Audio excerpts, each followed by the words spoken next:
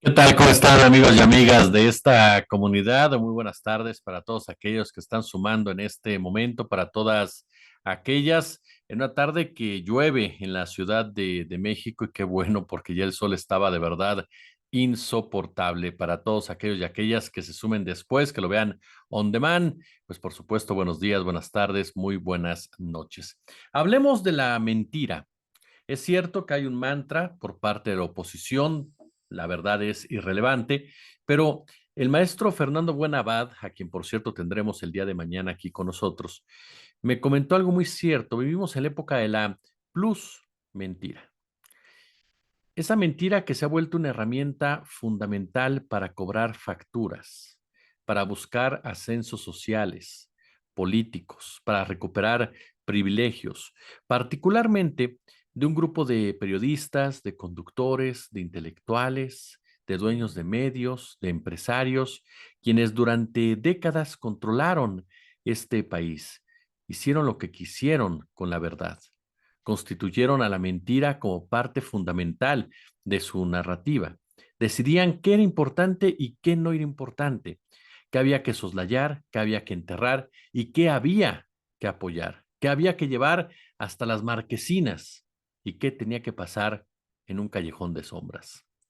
La mentira es un tema que no puede dejarse de lado, sobre todo en el momento en el cual estamos viviendo y en donde muchas veces las fobias y las filias nos llevan a creer o no creer en lugar de analizar y de profundizar y sobre todo tratar de entender. Hagamos un poco de historia, ¿les parece bien?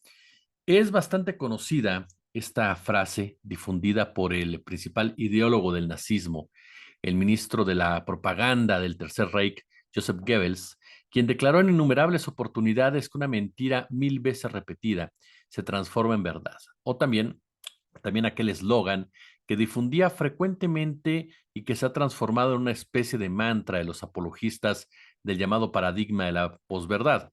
Miente, miente, miente que algo quedará. Cuanto más grande sea una mentira, más gente la creerá. Pero no es necesario remitirnos incluso al régimen nazi para conocer los estragos de la mentira descarada en la vida democrática de las naciones. Caray, ustedes no me dejarán mentir, amigos y amigas. En la política contemporánea tenemos innumerables ejemplos esparcidos por el planeta. Quizás el caso más representativo en la vida política actual sea el de Donald Trump, ¿no? Quien tiene un récord increíble, pero así increíble. Supuestamente, según datos de Washington Post, Donald Trump diseminó más de 25,000 mentiras durante sus 4 años en la presidencia de Estados Unidos. Hasta el final de su mandato, en que mintió descaradamente sobre la existencia de un fraude en las elecciones que le dieron el triunfo a su adversario demócrata, Trump mintió prácticamente en todas las materias sobre las que se pronunció o en las que fue consultado. Mintió sobre el sistema de salud, sobre los inmigrantes, sobre la economía, sobre el medio ambiente, sobre el origen y la gravedad de la COVID-19 y sobre un largo, pero largo, etcétera, entre mentiras grandes y mentiras pequeñas, mentiras groseras y mentiras piadosas. Quizá como nunca suene pertinente esta advertencia que fue realizada hace algunos años ya por Hannah Arendt respecto de que la verdad y la política nunca se llevaron demasiado bien y que nadie incluye la veracidad entre las virtudes de la política. En principio, el enunciado de la filósofa alemán es muy pesimista, pero a juzgar por la manera en que es tratada y maltratada la verdad en el campo de la política, su sentencia ostensible, em, ¿cómo plantearlo? Su sentencia constituye algo enteramente pertinente. ¿A qué voy? A que la mentira ostensible hecha en forma reiterada posee una eficacia enorme y ya está suficientemente comprobado que el falsear la realidad y manipular los hechos ha sido un recurso poderoso de la política desde que ella existe. Sin embargo, quizás como nunca, hasta ahora la mentira se despliega con tanta convicción, con tanta falta de pudor entre quienes desean convencer a la población sobre la modalidad en que los fenómenos ocurren y además como nunca existieron también tantas herramientas para engañar a los ciudadanos y a los electores sobre la existencia de una realidad paralela. Bueno, la verdad termina siendo tan, pero tan subjetiva que ella es vaciada de todo contenido, de todo vínculo con aquello que efectivamente está sucediendo, dejando el terreno para controversias interminables sobre lo que puede o no puede ser real. Y esto lo saben muy bien los profetas de la ficción delirante y los demagogos. Vamos a trasladarlo ahora a México, si me lo permite. No nos vamos a ir tan atrás. Desde 2017, en que comenzó la disputa oficial por la silla del Águila, hasta nuestras fechas, Andrés Manuel López Obrador ha sido señalado de todo.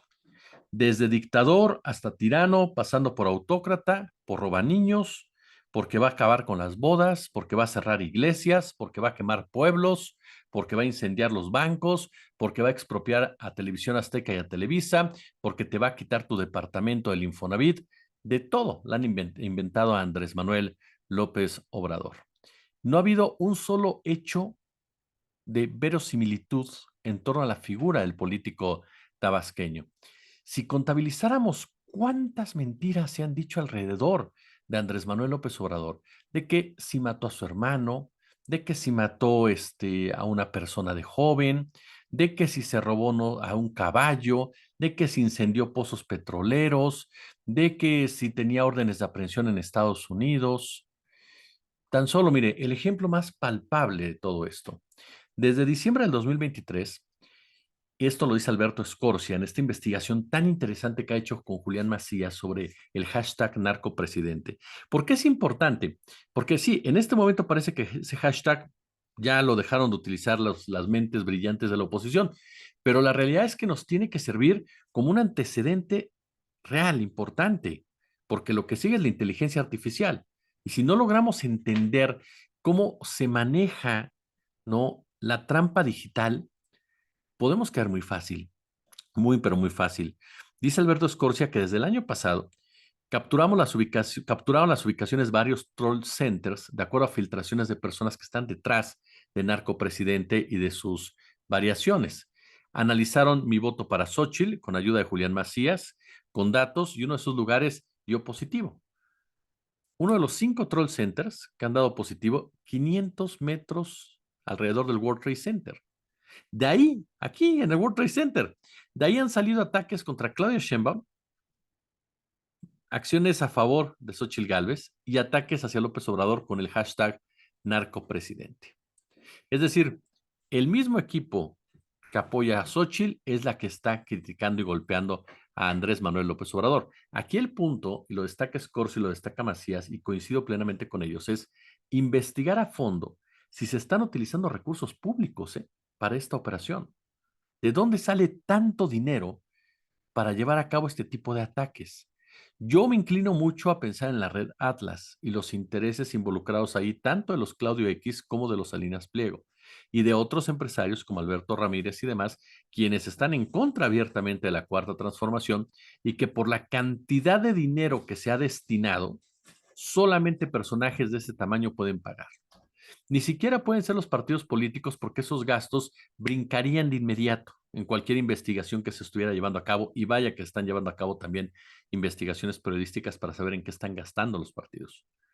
Entonces a mí me parece que va más por ese lado empresarial, por supuesto, de los varones del dinero, quienes están utilizando todas y cada una de sus herramientas para golpear y golpear, buscando, por supuesto, con esto deslegitimar, acabar con la credibilidad, que es el eje de flotación de Andrés Manuel López Obrador y por obvias razones de la continuidad de su proyecto de nación.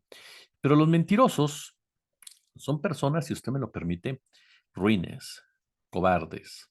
Uno puede entender una mentira piadosa, pero cuando la mentira busca dañar, cuando la mentira busca atacar, cuando la mentira de una u otra manera busca hacer trampa, cuando la mentira busca afectar a una mayoría en beneficio de una minoría, entonces ya estamos hablando de gente cobarde, de gente criminal, de gente gangsteril, de gente envidiosa, de gente egoísta, de gente superficial, de gente que considera que de una u otra manera ellos son los únicos que pueden gozar de ciertas prebendas y de cierta calidad de vida.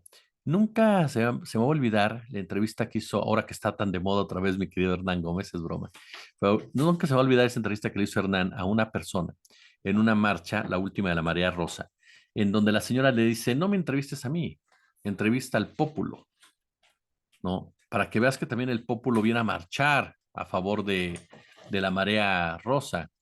Y Hernán le dice, bueno, pero tú también eres pópulo. Le dice, no, yo soy nice, o sea, soy nice porque a mí sí me gira la ardilla.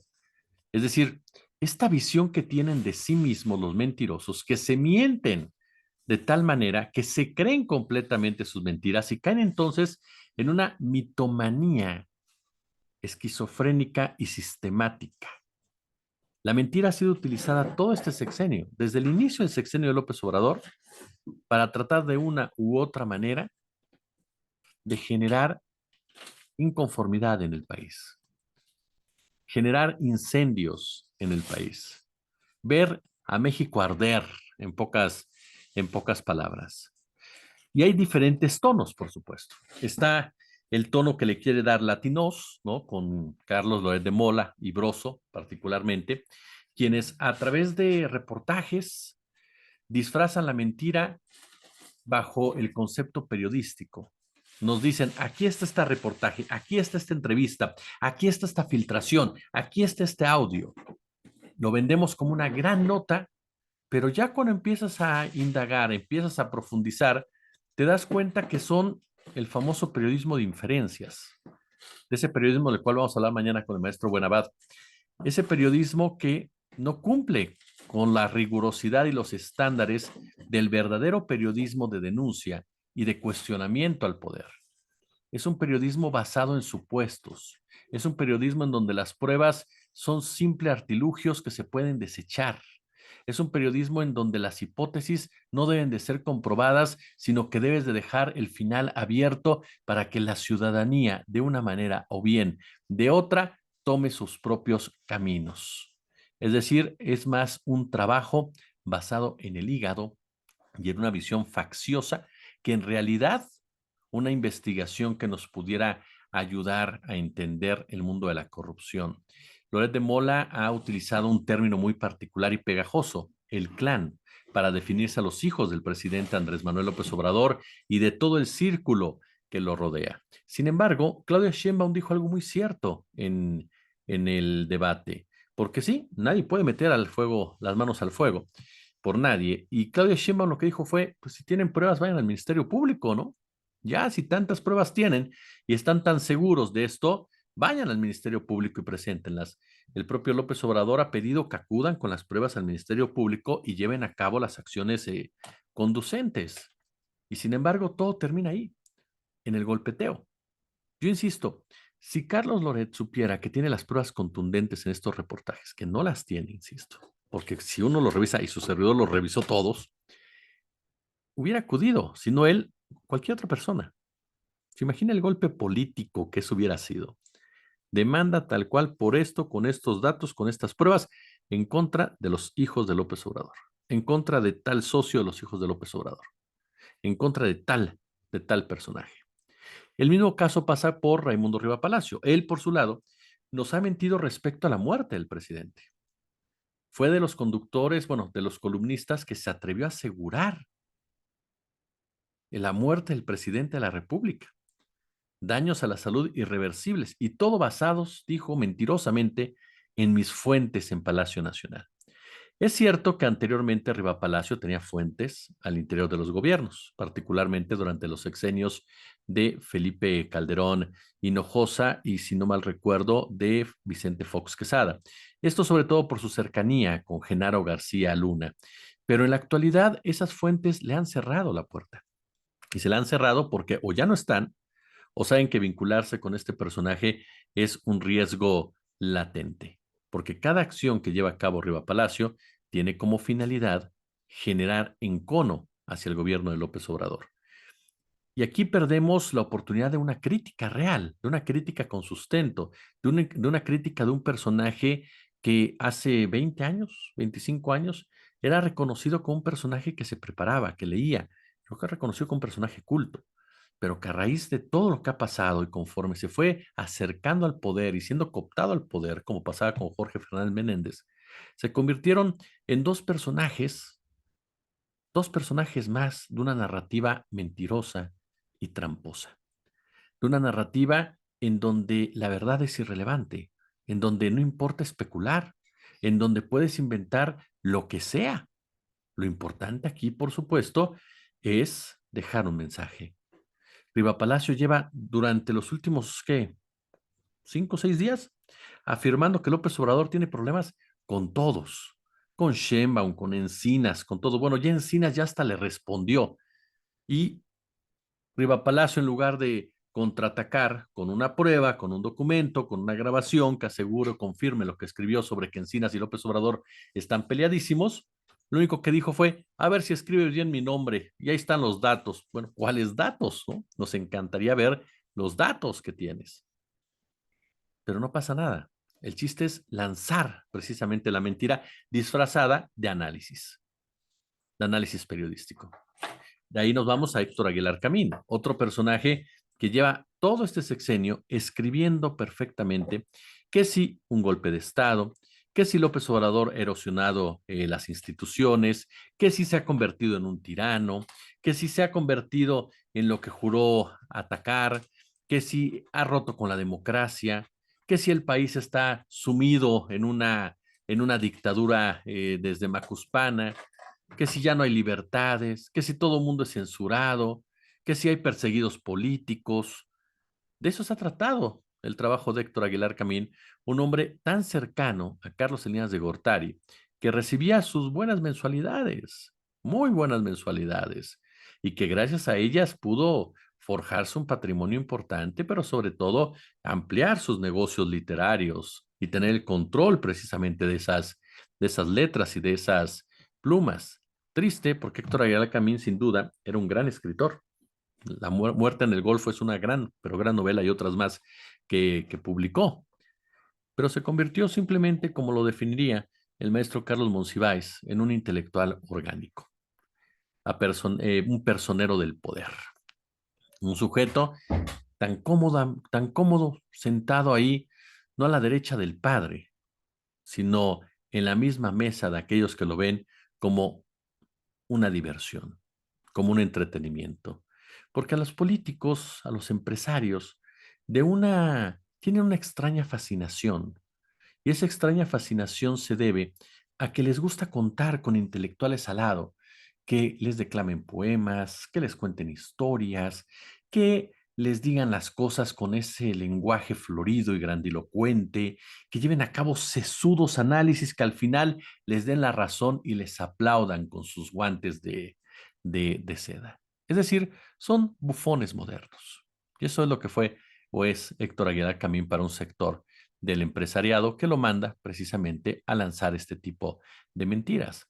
Y es un insulto para aquel que haya vivido en una dictadura. Andrés Manuel López Obrador, lo hemos dicho en otras ocasiones, te puede caer bien, te puede caer mal, puedes cuestionar sus iniciativas, pero no ha dado un solo manotazo en la mesa. Se ha mostrado totalmente respetuoso de las designaciones que se han tomado en el Poder Legislativo y en el Poder Judicial, marcando con esto un respeto irrestricto a la división de poderes, tal y como haría un demócrata. Pero ya Héctor Aguilar Camín lo acusó incluso de que no va a respetar el resultado final de la elección. ¿Y por qué no lo haría? Esa es la gran pregunta que dice López Obrador. Si decide la gente, que decida la gente, ¿no? Obvio, tiene a su favorita, pero desde un principio dijo, claro que yo en cuanto termine me voy, ¿no? Por supuesto. ¿En qué se basa Aguilar Camín con su compadre, el señor Enrique Krause, para afirmar que López Obrador no va a cumplir con esa responsabilidad de un demócrata? En nada, en sus propios demonios, en su propia historia que se han creado en ese convulso cerebro de donde surgen declaraciones tan desafortunadas de Krause como que la Marcha Rosa era similar a la del 2 de octubre de 1968 o que Latin Oz era el proceso de Scherer. Y de ahí nos vamos a mentiras más estridentes, más corrientes y más prosaicas. Carlos Alarraqui, que abiertamente lo ha dicho, miente, miente, miente hasta que te la crean.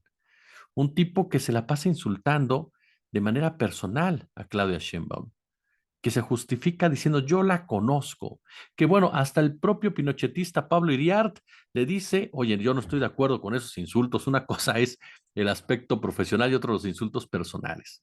Pero Alarraqui de manera clara señala cómo hacerle entender, fíjese bien, Alarraqui dice, cómo hacerle entender a la gente que nos dirigimos a una dictadura. Yo ya no entendí, porque Alarraqui hace 2 años dijo que ya estábamos en la dictadura. Ahora nos dirigimos a la dictadura.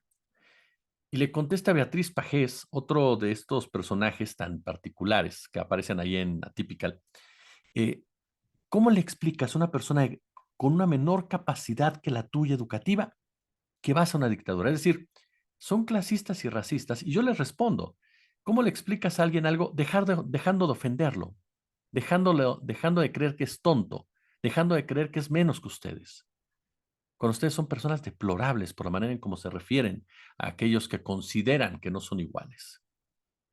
Parece de verdad, Atypical TV, un cuadro mal pintado del té de Alicia en el País de las Maravillas, tanto con el conejo como con la liebre, como con todos los personajes que aparecen en ese extracto de esta gran novela y posteriormente, por supuesto, película basada en las historias de Lewis Carroll. Y de ahí vamos con el poder mediático. Los empresarios que subidos a su trono se han convertido en los grandes mentirosos de este país, que de manera cínica, desvergonzada, mienten sabiendo que mienten, porque ninguno es un tonto, porque ninguno es alguien que se pueda asumir como tonto. Ellos saben perfectamente que están mintiendo y lo hacen para ganar algo. Y no les importa porque no tienen ética, no tienen decencia, no saben lo que es correcto. Hace mucho tiempo perdieron el concepto de lo que es correcto. Para ellos la moral es un árbol que da moras, efectivamente. Ricardo Salinas Pliego y los X González. Salinas Pliego lanza constantemente a sus bulldogs, a sus conductores, contra la educación comunista, el tema de la pandemia, ahora con las afores, a mentir descaradamente, a decir es educación comunista, sin ninguna idea clara de lo que es el comunismo, a salir y gritar es el robo de las afores. Es como cuando gritamos, los rusos vienen por nuestras cosechas y los marcianos vienen por nuestros perros y todo el mundo se va a robar, a todo el mundo se van a comer a nuestros niños. Ajá. Sin ningún tipo de lógica, es el grito estridente del patrón que le ordena a sus empleados que corran gritándolo por el pueblo, que vayan vociferando las mentiras por el pueblo para que la gente que los escuche haya algunos despistados que les crean y salgan corriendo con ellos. Es el clásico grito del tipo que va corriendo con otros denunciando un incendio que no existe, pero que permite que toda la gente o la mayoría de la gente o una minoría de la gente salga de sus casas y otro grupo llegue y les robe lo que tienen.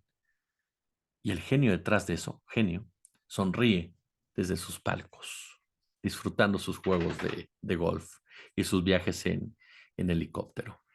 Y finalizamos en la clase política. Toda la campaña de Xóchitl Gálvez ha estado basada en mentiras. La oposición pudo de verdad haber creado una estrategia mucho mayor.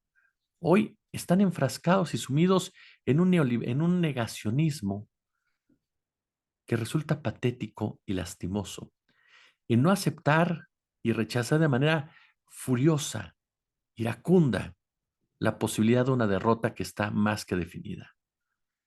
Una posibilidad que se incrementa y se engrandece conforme se acerca la fecha ante los hierros constantes de una candidata que desde un principio fue eso, una mentira, porque el fenómeno Xóchitl jamás creció, jamás existió y jamás se desarrolló. Nunca cuajó como gelatina. La gelatina jamás cuajó. Y sin embargo, a pesar de que fue una mentira su candidatura cuando fue elegida, porque se aseguró que era una candidatura ciudadana y fueron los partidos las que lo eligieron. Es una mentira sus discursos porque cuando dice una cosa su equipo la desmiente o ella misma se desmiente a los 5 días. Es una mentira porque a final de cuentas habla de buscar el bienestar de los de la mayoría, habla de el desarrollo de todos y sin embargo tiene como su principal asesor al padre del Fobaproa. Es una mentira cuando habla de querer combatir la inseguridad y habla de que quiere replicar estrategias de Genaro García Luna. Es una mentira cuando habla de defender los intereses del país y desconoce el concepto de soberanía y quiere entregar los recursos naturales a los extranjeros. Es una mentira, Xochitl Gálvez. Una mentira como las que expresan todos los días los dirigentes nacionales del PAN y del PRI, así como también del PRD. Los grandes mentirosos que se han venido consolidando durante todo este tiempo y que se preguntan sorprendidos, sorprendidísimos, ¿por qué la gente no nos cree? ¿Por qué la gente está con López Obrador? ¿Por qué la gente no se da cuenta de lo que nosotros nos damos cuenta? Señores, perdón la teatralidad, pero señores, es un concepto que se llama credibilidad, veracidad, un concepto que va en contra de la mentira, que ustedes han hecho parte precisamente de su estilo de vida. Pulgar arriba si les gustó el video, no me mientan, compártanlo por supuesto, déjenme su comentario, suscríbanse, denle a la campanita y por favor échenos el super chat, el super gracias. Vamos a invertir en una nueva cámara, fíjense, algo que será mejor porque como que esta ya está dando las últimas. Por lo pronto yo les agradezco el favor de su atención, les mando un fuerte abrazo y nos escuchamos al ratito. Recuerden a las 5, Paco Cruz platicando, analizando a fondo este vericueto Norma Piña, Xochitl Gálvez, cómo va la elección, qué viene en el segundo debate presidencial. Va a estar con nosotros mi buen Paco Cruz a las 5.